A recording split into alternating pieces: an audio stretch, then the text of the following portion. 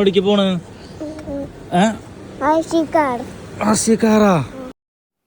അങ്ങനെ പോക്കൂട്ടം പറഞ്ഞ പോലെ RC കാർ വാങ്ങാൻ ദേറയിലെ ഹോണക്സിലേക്ക് ഞങ്ങൾ പോയതാണ്.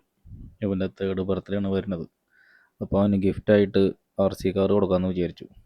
അവനാണെങ്കിൽ ഇങ്ങനത്തെ കാറും കാര്യങ്ങളൊക്കെ ഇത്തിരി ക്രൈസുള്ള ആളാണ്. സാധാരണ നമ്മൾ ഡാറ്റുകളിലൊക്കെ പോകുമ്പോൾ അങ്ങനെ കാറുകൾ നോക്കാറുണ്ട്. അപ്പോൾ വാങ്ങുമ്പോൾ ഇനി നല്ലൊരു കാർ വാങ്ങാമെന്ന് വിചാരിച്ചിട്ട് അങ്ങനെ നമ്മൾ ഇവിടേക്ക് പോയി. ഇവിടെയാണെങ്കിൽ ഒരു ചെറിയ RC കാറിൻ്റെ ഒരു ലോകം തന്നെയാണ്. പോക്കൂട്ടിന് പിന്നെ അവിടെ ചെന്നപ്പോൾ പിന്നെ ഫുൾ കൺഫ്യൂഷനായി.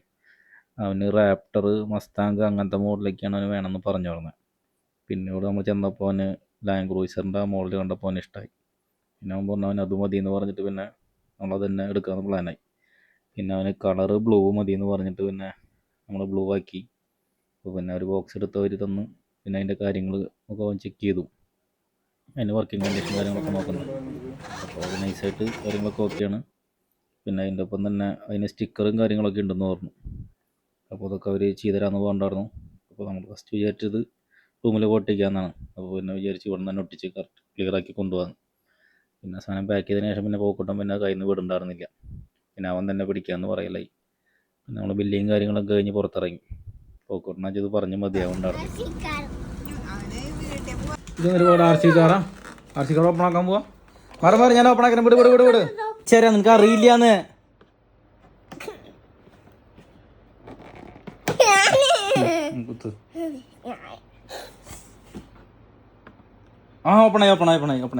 ഓപ്പണായി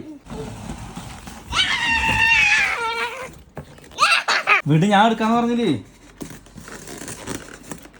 അങ്ങനെയല്ല അവിടെ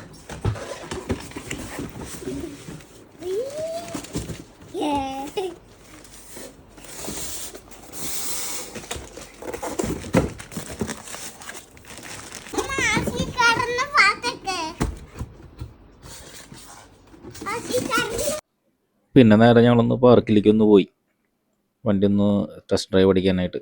ഇവനാണെങ്കിൽ എപ്പോഴും മണ്ണിൽ ഓടിക്കണം എന്നാണ് പറയാറ് വണ്ടി.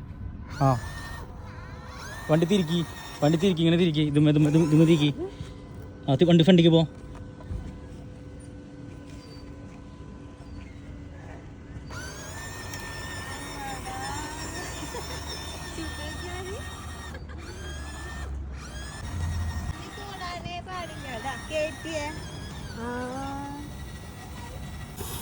റിമോട്ട് വിട്. അപ്പോൾ ഇനി അടുത്ത വീഡിയോ ആയിട്ട് വീണ്ടും വരാം.